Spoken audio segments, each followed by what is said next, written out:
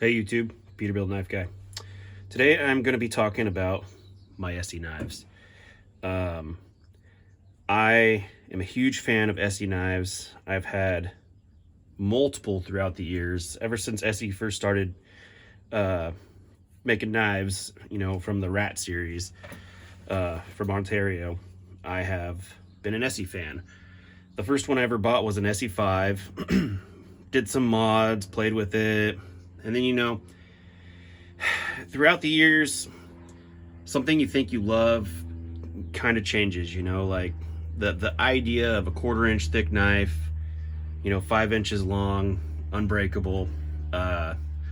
It called to me back then, but in all, reality, it was just a big boat anchor. Did it cut? Absolutely. Was it high quality? 100%. But life moves on, people change, and I changed. And so this is the Essie 4, the 6, and the Jungless. I have had the Essie 3, the 4, 2 of 4s, so 1 3, 2 4s, 1 5. This is my first 6, and the Jungless. And I've been contemplating getting the Jungless 2, which is a shorter version of it. But honestly, I don't see the point of it because the Essie 6 is a little smaller, but almost does the same thing. The sheaths that come with these nowadays, except for the Jungless actually still does come with a nice Kydex sheath, but the other ones used to come with Kydex sheaths back in the day, but not anymore. But these plastic ones they give you are actually pretty good quality. On my Essie 4, I did put it in a leather sheath because it's stainless. You don't have to worry about rust. But for the video, I'm putting it in its stock sheath because not everybody's going to go down and buy one of these. Even though I highly recommend going down and buying one of these. They're just fantastic sheaths for made by Carl Thomas. Cheap on Amazon too. So anyways, this is the Essie 4. You guys have seen it on my channel before. One of my most favorite little knives. This one happens to be in S35VN. This is my Essie 6. This one's in 1095. I stripped the coating off and put a forced mustard patina. And this one is the Essie Jungless. And I have done absolutely nothing to it because it requires nothing. If you notice though, these two are not wearing the factory handles. This one is. The Essie Jungless actually comes with a very rounded, well-radiused handle. Super comfortable in your hand. The Essie 6 and the Essie 4 and all the other Essies, they used to only come in one flavor of handle, and that was not very comfortable or radiused at all. Here's the factory one for the Essie 6, and these are the factory ones for the Essie 3. The Essie 3 was a huge upgrade because if you lay these over, you get that much more. The tang protruded out here a little bit for the lanyard hole, but it puts this little hook in here, and that just makes the world of difference. I mean, this, when I'm holding it, you can see how it sits in my hand. It's not fully, my hand's not fully engaged with it. But now, that locks my pinky in very nicely. Even though this isn't a chopper, it's just super comfortable. The knife connection scales they sell are just amazing. Also too, if anybody needs Essie scales for a, because Essie does sell just blanks, but for a 5 or a 6, I have a set of scales, and for a 3 and a 4, I have another set of scales that I will never use. So if somebody's interested in those, hit me up, and maybe we can figure something out.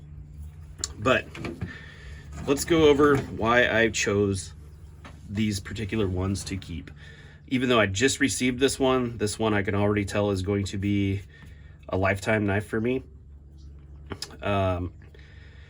First off, use. And the way I see it is, it's like fishing. A big fish hook will catch everything.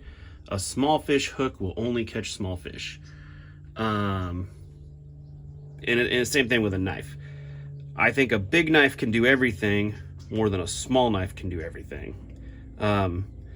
Is there certain tasks that this is going to be better at? Absolutely. But is there tasks that this can do that this can't? Yes. Is there things that this can do that this can't? Absolutely. This thing is a chopping beast. It is just a moose of a knife. Recently in a comment, actually, somebody asked me if I would prefer what might be my big like knife. Which one would I prefer most? My newest favorite one, just because it's badass, is this Schword von Temsky. But if I had to choose between the two, I would take the Essie. Fantastic knife, love it, but still I would take the Essie.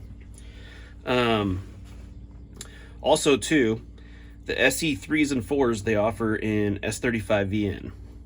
If you're gonna get a 3 or a 4, this one's a 4, I would say go S35VN, because they're hard use knives, but they're not like, how do I explain this? They're not, that's not a survival knife. I mean, any knife could be a survival knife, but this knife, they're not, these are for, you know, daily carry. This is something you're not going on a you know, 2-week expedition in the jungle with this knife.